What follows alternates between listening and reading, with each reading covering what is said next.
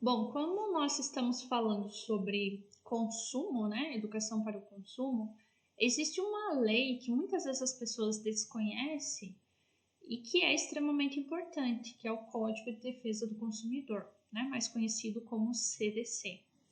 Então, o Código de Defesa do Consumidor, ele é uma lei, tá? É a Lei 8.078, de 11 de setembro de 1990.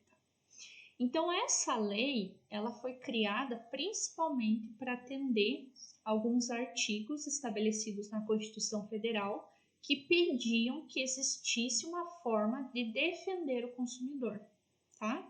Porque pensa comigo, numa relação fornecedor-consumidor, geralmente o fornecedor, vamos pensar a empresa, a loja, o comércio, a indústria, geralmente ela tem mais dinheiro, né, mais poder aquisitivo que o consumidor, mais conhecimento do produto ou do serviço que ela oferece do que o consumidor, mais acesso às leis, né, do que o consumidor. Então acaba que fica uma relação às vezes desigual, que o fornecedor ele pode sair mais privilegiado em relação a uma relação com o consumidor, né? Porque o consumidor às vezes ele pode estar numa posição mais fragilizada. Então foi instituída essa lei que nós conhecemos por Código de Defesa do Consumidor, para fazer o quê? Para regulamentar a relação existente entre consumidores e os fornecedores, que a gente chama de relação de consumo. E para que essa relação, então, seja justa para ambos os lados. Tá? Então, para que o consumidor, quando ele se sentir lesado de alguma forma, ele consiga informações e ajuda para resolver aquela situação. Então, nós temos aqui, dentro do Código de Defesa do Consumidor, essa relação de consumo que ocorre entre o consumidor e o fornecedor. O que é essa relação de consumo? É a compra e venda de um produto, né? A contratação e a prestação de um serviço, tá? Então, por exemplo, quando eu vou lá no supermercado fazer a compra do mês, eu sou consumidor e o supermercado é o meu fornecedor. Eu vou estar comprando, né, como consumidor, e o fornecedor, que seria o supermercado, vai estar vendendo. Então, essa relação de consumo, ela vai estar amparada no Código de Defesa do Consumidor. Então, o que lá o CDC fala sobre consumidor? Que é toda pessoa física ou também jurídica. Então, uma empresa, ela também é um consumidor. Só que quando adquire ou utiliza o produto ou serviço como destinatário final, tá? Então, como é que funciona isso? Vamos pensar numa empresa. Se a empresa vai lá no supermercado, tá? Vamos pegar que uma empresa vai lá no supermercado e ela compra lá, ela foi lá e fez uma compra de produtos para poder fazer um café, né, para os funcionários. Então, isso é ser destinatário final, ou seja, as pessoas vão consumir o produto lá. Agora, se a empresa foi lá e comprou alguns produtos no supermercado, mas ela vai usar esses produtos na sua linha de produção ou ela vai revender esses produtos, aí não é um destinatário final, porque isso vai fazer parte do processo produtivo dela, do processo de venda, né? Então, nesse caso, ela não se encaixaria como consumidor, tá? A empresa. Então, é só quando a empresa, essa pessoa jurídica, ela adquire um produto ou serviço que vai consumir ali, né, por ela e pelos seus colaboradores, e não que vai fazer parte do produto ou serviço que ela vai vender. A pessoa física é mais fácil de entender, porque na maioria das vezes nós compramos para o nosso uso, para o nosso usufruto. Né? Então, eu vou lá no mercado, eu compro produtos que eu vou usar na minha casa, seja na limpeza, na alimentação. Né? Eu fui lá numa loja e comprei um sapato, é para mim usar, eu não vou revender. Tá? Então, o consumidor somente vai ser consumidor pelo Código de Defesa do Consumidor se for aquele produto ou serviço adquirido para destinatário final. Se eu, como pessoa física, fui lá numa loja, comprei um monte de roupa e eu vou revender, mesmo que eu não seja uma empresa, daí não entra como destinatário final, tá? E existe também, dentro do CDC, o consumidor por equiparação. Então, vamos pensar que eu fui no mercado, comprei várias carnes, chamei aí a turma para a gente fazer um churrasco. e que tinha algum problema nessas carnes porque todo mundo começou a passar mal. Então não precisa necessariamente ser eu que comprei e tenho a nota fiscal para ir lá reivindicar os direitos de que a carne estava, sei lá, com algum problema, estava estragada. Né? Pode ser qualquer pessoa, né? Porque é por equiparação. Essas pessoas também, né, usufruíram desse produto, nesse caso. E o fornecedor é toda pessoa física ou jurídica que desenvolve atividade econômica direcionada para o público em geral nas áreas de produção, montagem, criação, construção, transformação, importação e exportação, distribuição ou comercialização de produtos ou prestação de serviços. Então, geralmente são as pessoas jurídicas, aquelas que têm CNPJ. Mas se eu, como pessoa física, né, eu vivo de revender coisas, eu não tenho um CNPJ, eu trabalho como autônoma, mas eu vendo, né, sei lá, roupas para me sustentar, é a minha atividade econômica, aí eu posso ser considerada fornecedora também, né, fornecedor, ok? Então, assim, o que acontece? Às vezes, nesta relação de consumo, às vezes alguém não se encaixa como consumidor ou não se encaixa como fornecedor.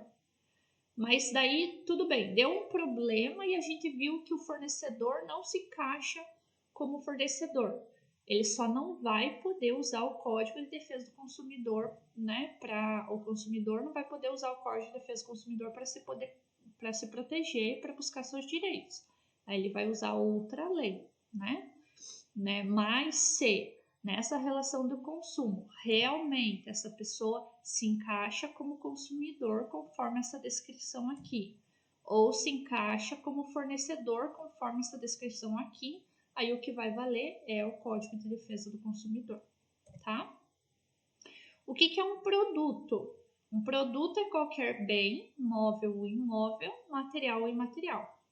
Tá? Então, a gente viu que a relação de consumo vai ser a compra e venda de produtos ou a contratação e a prestação de serviços. Então, a gente tem que entender o que é um produto e o que é um serviço. Então, o produto vai ser qualquer bem, móvel ou imóvel. Móvel é aquele que eu posso movimentar, né? Imóvel é aquele que eu não consigo tirar do local. Por exemplo, um terreno é imóvel. Não consigo tirar o terreno do local. Material ou imaterial, tá? Material é aquilo que eu posso pegar, ver. Imaterial, não. Imaterial entra, por exemplo, os produtos que são ligados à informática. Então, às vezes você compra um programa, né? Você não consegue ver, pegar, mas ele te gera resultados, ok?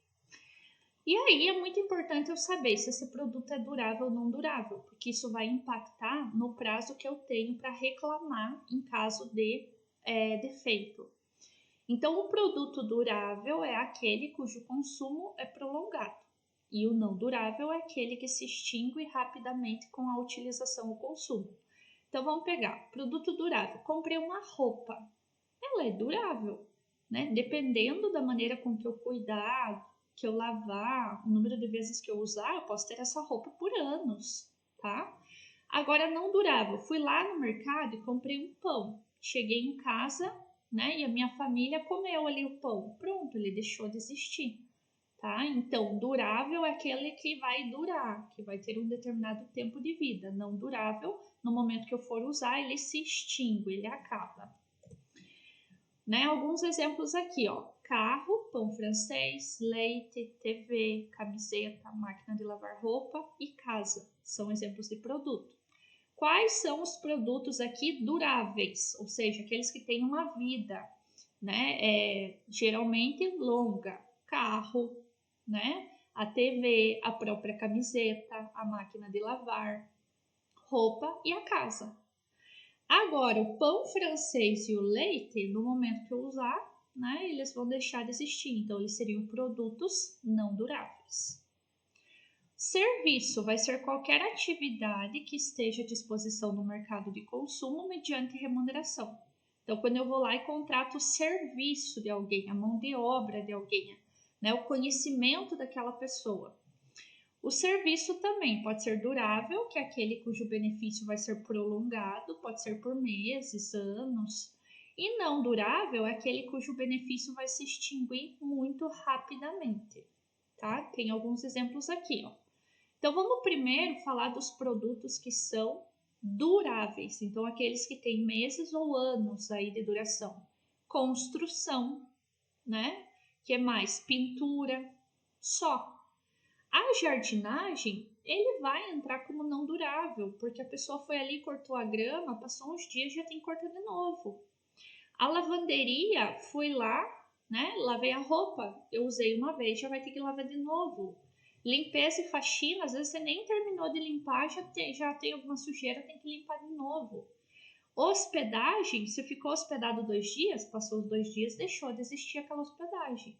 Transporte, você pegou o ônibus, sei lá, do transporte público, você fez a viagem, chegou no teu trabalho, terminou a prestação de serviço, tá? Então, nós também temos que separar o serviço durável e aquele que é não durável.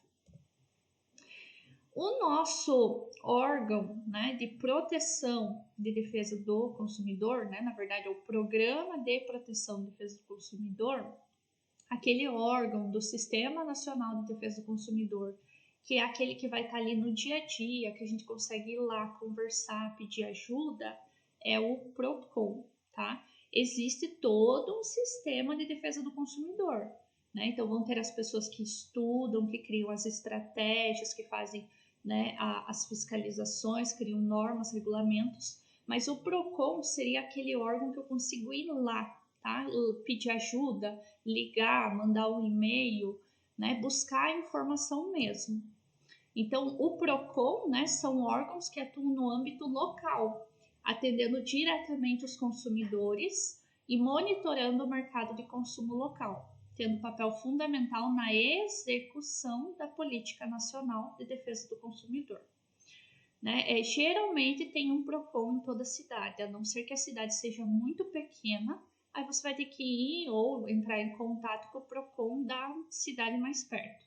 Né? Então, por exemplo, aqui na nossa cidade de Castro, já faz alguns anos que nós temos uma unidade de PROCON, tá? Preciso necessariamente ir lá? Não, eu posso ligar, se eu entrar no site, né, tem número de e-mail, se eu quiser mandar por correio, posso também. Então, tem várias formas de acessar o PROCON, tudo em prol de que realmente seja facilitado esse atendimento à população. No artigo 26, lá do Código de Defesa do Consumidor, nós temos os prazos para reclamar. Então, tem o prazo de 7 dias. Quando que eu posso usar esse prazo? Direito de arrependimento, compra ou contratação fora do estabelecimento comercial. Então, aqui entra, gente, a compra que a gente faz pela internet. Tá? Então, quando você compra lá numa loja virtual, no e-commerce, você tem 7 dias de arrependimento, que você pode se arrepender da compra que você fez. Antigamente era muito comum as pessoas virem de porta em porta vender coisas. Nesse caso também entraria esses 7 dias de arrependimento. Hoje já é muito difícil, né, ter isso. 30 dias que eu tenho para reclamar, tratando-se de fornecimento de serviços e de produtos não duráveis, tá? Então eu tenho que lembrar que eu tenho que, né, saber identificar se aquele produto e serviço for não durável, do dia que eu comprei, né, tenho 30 dias. E 90, se for serviço, é do dia que foi entregue, né? E 90 dias tratando-se do fornecimento de serviços e de produtos duráveis, ok? Nós temos muitos artigos importantes, na verdade tudo é importante, né, dentro do Código de Defesa do Consumidor, mas tem o artigo 6º que vai falar dos direitos básicos do consumidor, tem o artigo 18, 20, que vai falar mais sobre essa questão, né, de como que eu posso né, ter novamente, como é que eu posso, na verdade, ser atendido no caso de um vício, um defeito, né? Ele vai falar que eu posso pedir que seja consertado, que eu posso pedir um novo ou meu dinheiro de forma corrigida, enfim, mas nessa aula é só uma introdução mesmo, tá? Ao longo do curso daí vocês vão, né, ter a oportunidade de ver melhor esse assunto. Aqui eu trouxe para a gente finalizar a diferença entre vício e defeito, tá? Que às vezes essas palavras são usadas como sinônimos, mas elas têm ali um significado um pouquinho diferente. Então, o vício, ocorre quando o produto ou serviço não se apresenta com a qualidade ou a quantidade que se espera diante das informações contidas no manual, né, na embalagem, na rotulagem ou até na mensagem publicitária. Então, se viu lá uma propaganda, comprou e você viu que não era aquilo que foi vendido, né, ela tem um vício. E o defeito, então, vem em decorrência desse vício, né, que o consumidor ele venha a sofrer danos, seja de ordem material ou moral. Então, por exemplo, o produto tinha um vício que ele veio lá com uma falta de qualidade, né? Então, isso acaba se tornando um defeito, porque eu vou ter que correr atrás de que esse produto seja arrumado ou que eu receba um novo. Então, eu vou ter tanto um dano de ordem material quanto moral, ok?